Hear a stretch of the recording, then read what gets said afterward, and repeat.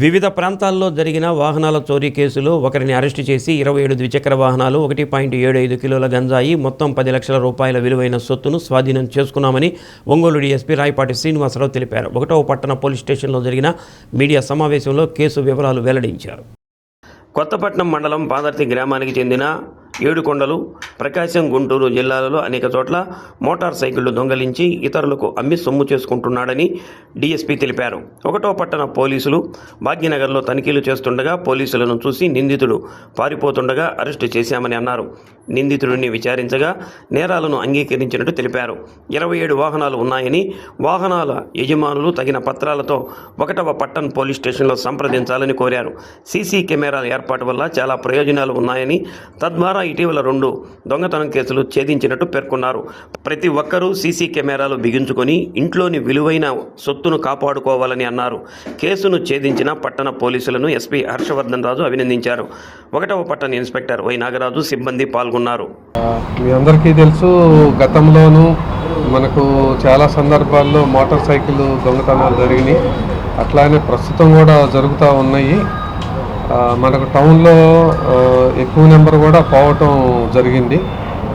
దీన్ని దృష్టిలో పెట్టుకొని ఎస్పీ గారు ఇచ్చినటువంటి ఇన్స్ట్రక్షన్స్ మేరకు కొన్ని ఏరియాల్లో ఎక్కువ కాన్సన్ట్రేట్ చేయటం జరిగింది. నిఘా పెట్టడం జరిగింది ఎలా జరుగుతున్నాయి అన్న దాని మీద.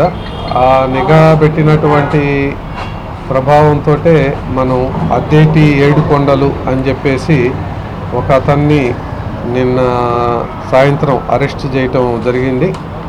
అతని దగ్గర నుంచి 27 బైకులు కూడాను, అతను ఇచ్చినటువంటి కన్ఫెషన్ మేరకు 27 బైక్స్ కూడాను మనం స్వాధీనం చేసుకోవటం జరిగింది.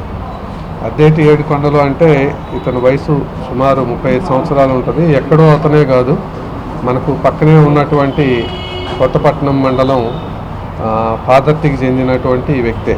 ఇతన్ని గతంలో కూడాను తాలూకా పోలీస్ స్టేషన్లో 2022లో అరెస్ట్ చేసినప్పుడు కూడా 11 వెహికల్స్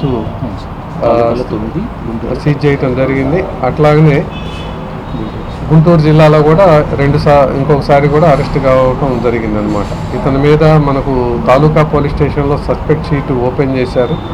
ప్రజెంట్ అదైతే కొత్తపట్నంకు ట్రాన్స్ఫర్ అవుతుంది ఆ షీటు.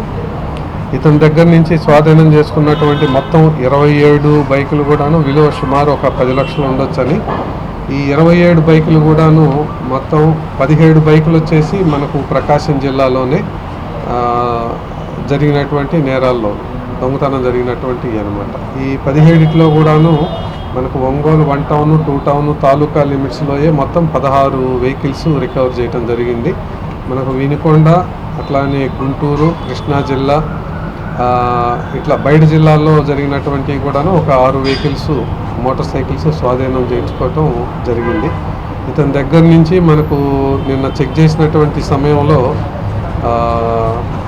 ఒక 1100 గ్రాములు గంజాయి కూడా లభించింది. అతను ఇటీవలే దాన్ని చిన్నగా వేరే చోట కొనుక్కొని వచ్చి అమ్మటానికి ప్రయత్నం చేసేటటువంటి భాగంలో దగ్గర పెట్టుకున్నటువంటి దాన్ని కూడా అతని దగ్గర నుంచి స్వాధీనం చేసుకోవటం జరిగింది. దీంట్లో మనకు పట్టుకోవడంలో కానీ ఈ మోటార్ సైకిల్స్ అన్నీ రికవర్ చేసేటటువంటి విధానంలో కానీ బాగా చేసినటువంటి ఒంగోలు 1 టౌన్ సి నాగరాజు గారికి, అట్లాగనే వాళ్ళ సిబ్బంది సురేష్, సాయి, విజయ్, అనిల్ వీళ్ళందరికీ కూడాను ఎస్పీ గారు రివార్డ్ ఇస్తామన్నారు. వాళ్ళందరికీ కూడాను గ్రీటింగ్స్, కంగ్రాచులేషన్స్ చెప్పారనమాట ఎస్పీ గారు కూడా.